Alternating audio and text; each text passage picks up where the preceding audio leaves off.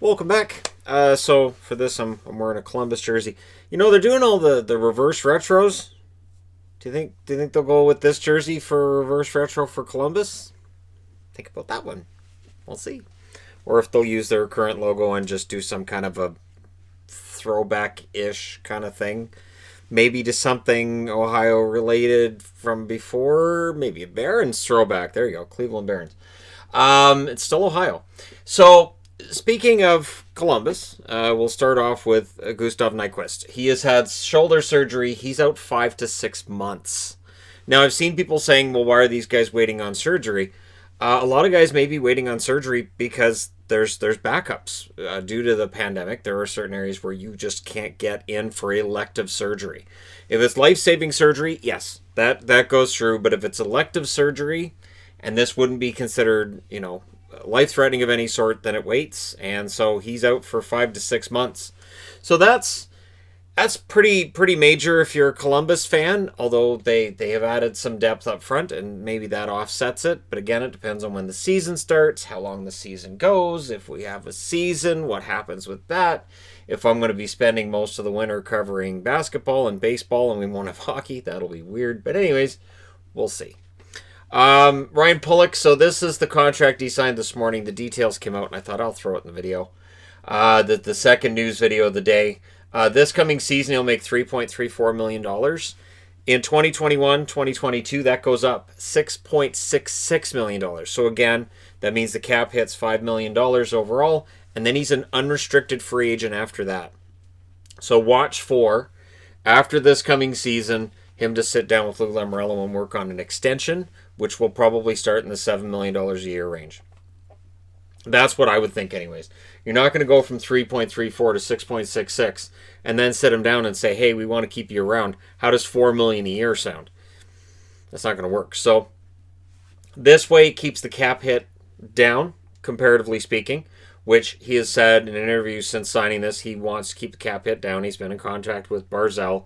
And they want to make sure this team can keep things together so they can continue what they started. They feel like they started something special in this year's playoffs, and they want to continue that story. So we'll see. We'll see how that goes, but this is the kind of contract I would expect a lot of guys to end up signing. Christian Yaros, he signs a 1-year, 2-way deal with Ottawa. I like Yaros. I do. $750,000 is what he'll make at the NHL level. $250,000 if he ends up in the AHL or off the roster. And so either way, he's going to get paid. But I like Yaros. I do. And I think that at some point, either he gets a shot at a regular job with Ottawa or he ends up on another team. As I think he's a solid player. I'm not sure how much upside's there, but I'd like to see him play a little more than he has thus far. So nice to see him get signed as these signings continue to just kind of trickle in. St. Louis, their general manager, Doug Armstrong, feels that Colton Parayko will be the one to take over that blue line now that Pietrangelo has moved on to the Vegas Golden Knights. So he believes in Parayko, and you know what? So does this guy. I've believed in Parayko for the last couple of years. I think he is tremendously underrated. I think that his offensive side of the game is underrated as well. He's very good defensively, but I think the offense is there, and I'll be interested to see how things go for St. Louis this coming season. Because again, losing Pietrangelo, adding Krug, it's going to change the complexion of that blue line. It's going to change it a lot, and I'll be interested to see how that goes for them. So St. Louis, there you go. Now, for people who have been around Twitter today, and Twitter's been pretty busy today with things going on, Tony DeAngelo has deactivated his Twitter. First, he removed his tweets, but it looks like his Twitter's deactivated. And he was just, going off as Tony DeAngelo tends to do. And I know there's people who love it, there's people who can't stand it, and right now he's decided he can't stand it either, and so he's not on Twitter as of the time I'm recording this. But that could change, because his mood seemed to change and ebb and flow greatly over the last, I'll say, 48 hours.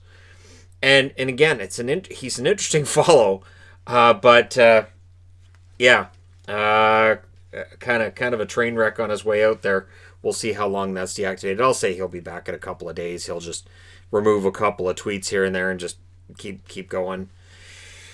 Yeah, and I will say this as well, because I know it's a discussion about, does it change your view of a player over what they think of their political views? No, not really. No, I don't really care too much. As long as it doesn't adversely affect a team, as long as it doesn't adversely affect how they're treating others, I really, it's not a big deal to me. I don't have any particular caring about who somebody's affiliated with, but I understand everything right now is kind of, it's on edge, and so I get it. But D'Angelo, again, divisive figure in what is one of the most divisive years I would think in a long time, very very very long time, and probably in my lifetime. I'm not going to make claims about any time before that, because that'd be ridiculous. Which is why when I'm doing videos on the best players, and I always just go with best players I've seen, rather than trying to grade players I never saw play hockey. So there you go. One storyline that's still out there is the idea that Mike Hoffman, who is still a free agent, is not budging off of his contract demands. And even though we're in this flat cap and everything, he's still staying to what he wants. Now, what I'm wondering could happen with Hoffman, because it wouldn't be the first time a player's done this. I mean, it'd be the first time this year, but we've seen before where a player just decides, you know what, I'm going to go play somewhere else. I'm not going to play in the NHL then. I'll come back when somebody's ready to meet my terms.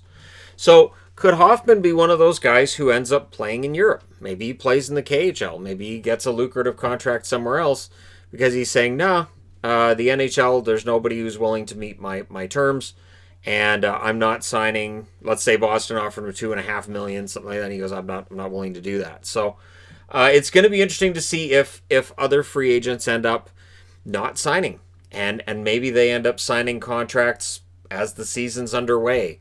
Maybe they sign contracts just before the trade deadline. This kind of stuff. So for Hoffman, he's sticking to his guns. He seems to be one that's saying, no, I know what I'm worth. I know what kind of term I want. And that's it. So I can respect that. Absolutely, I can respect that. And I don't see that as necessarily being greed either. That's just him saying, I understand everything's going on, everything, but this is what I believe I'm worth. This is what I believe I will get. And I'm willing to wait until I get it.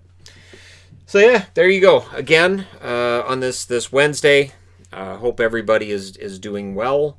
And it's been quite the week already. It's nowhere near done, and I've noticed in the videos today their performance is down a little bit, and I would imagine it's because of other things that are going on, and that is completely and totally understandable. So thank you guys so much for people who do tune in and do watch. Thank you guys so much for watching, for all the support that you've given along the way, and do not forget to hit like and subscribe if you're browsing your way through. You just happened upon this video. I will talk to you again soon.